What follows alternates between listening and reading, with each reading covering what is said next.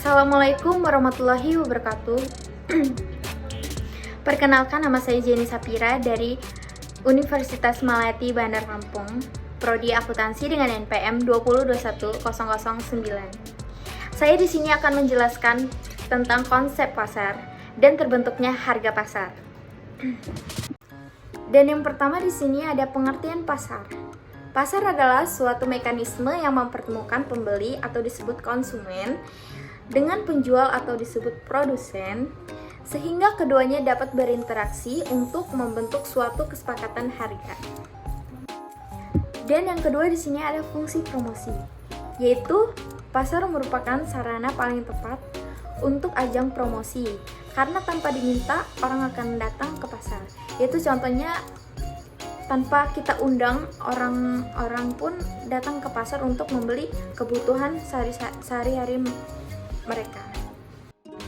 Dan yang ketiga di sini ada fungsi distribusi, yaitu pasar berfungsi mendekatkan jarak antara konsumen dengan produsen dalam melaksanakan transaksi.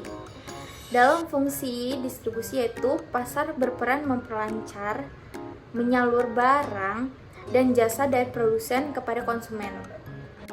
Dan yang keempat yaitu ada fungsi pembentukan harga. Di sini tuh pasar berfungsi sebagai pembentukan harga pasar, yaitu kesepakatan harga antara penjual dengan pembelinya. Dan di sini juga ada jenis-jenis pasar. Berdasarkan sifat dan waktu, di sini ada pasar harian, pasar mingguan, dan pasar tahunan. Dan yang kedua di sini ada pasar berdasarkan bentuk kegiatan jenis pasarnya, yaitu ada pasar konkret disebut pasar nyata atau pasar real, dan pasar abstrak atau pasar tidak nyata. Dan yang ketiga ada pasar berdasarkan cara transaksinya, yaitu pasar tradisional dan pasar modern. Dan yang keempat di sini ada pasar berdasarkan jenis barangnya, yaitu contohnya itu kayak pasar hewan, pasar sayuran, dan pasar buah-buahan. Dan yang kelima di sini ada pasar berdasarkan keleluasan distribusi, yaitu ada pasar lokal, pasar daerah, dan pasar nasional dan pasar internasional. Dan selanjutnya di sini ada permintaan dan penawaran. Yang pertama, permintaan adalah sejumlah barang yang akan dibeli atau yang diminta pada tingkat harga tertentu dalam waktu tertentu. Contohnya, apabila harga naik, maka jumlah barang yang diminta akan mengalami penurunan, dan apabila harga turun, maka jumlah barang yang akan diminta akan mengalami kenaikan. Dan di sini ada penawaran. Penawaran adalah sejumlah barang yang akan ditawarkan pada tingkat harga tertentu dan waktu tertentu. Contohnya, bila tingkat harga mengalami kenaikan, maka jumlah barang yang akan ditawarkan akan naik. Dan bila tingkat harga turun, maka jumlah barang yang ditawarkan akan turun. Dan selanjutnya di sini ada pengertian harga keseimbangan, yaitu harga pasar adalah harga yang disepakati antara penjual dan pembeli. Pada saat terjadinya transaksi disebut harga keseimbangan karena harga tersebut terjadi setelah ada keseimbangan permintaan dan penawaran barang. Proses terbentuknya harga pasar secara praktik.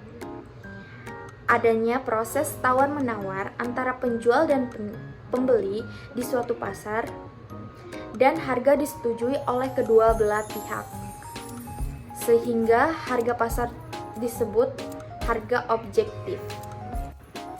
Elastisitas, yaitu secara umum elastisitas merupakan suatu pengertian yang menggambarkan derajat kepekaan atau respon dari jumlah barang yang diminta atau ditawarkan akibat perubahan faktor dan mempengaruhinya. Elastisitas harga permintaan, yaitu elastisitas harga permintaan adalah tingkat kepekaan atau perubahan jumlah barang atau jasa yang diminta terhadap perubahan harga. Dan di sini ada faktor-faktor elastisitas permintaan. Yang pertama ada ketersediaan barang substitusi. Atas suatu barang semakin tinggi, maka permintaan semakin elastis. Dan yang kedua, ada intensitas kebutuhan atau desakan kebutuhan. Kebutuhan pokok bersifat inelastis. Dan yang ketiga, ada pendapatan konsumen. Pendapatan harga maka inelastis dan sebaliknya. Dan di sini ada elastisitas harga penawaran, yaitu elastisitas harga penawaran adalah tingkat atau derajat kepekaan perubahan jumlah yang ditawarkan terhadap perubahan barang. Di sini ada faktor-faktor elastisitas penawaran. Yang pertama ada waktu kesempatan produsen untuk menambah jumlah produksi. Dan yang kedua ada daya tahan produk, lemah sama dengan inelastis, lama sama dengan elastis. Dan yang ketiga ada kapasitas produksi industri yang beroperasi di bawah kapasitas optimal cenderung membuat kurva penawaran elastis. Demikianlah penjelasan dari saya tentang konsep pasar dan terbentuknya harga pasar. Apabila ada kesalahan, saya mohon maaf. Semoga bermanfaat dan terima kasih. Wassalamualaikum warahmatullahi wabarakatuh. See you next time. Bye-bye.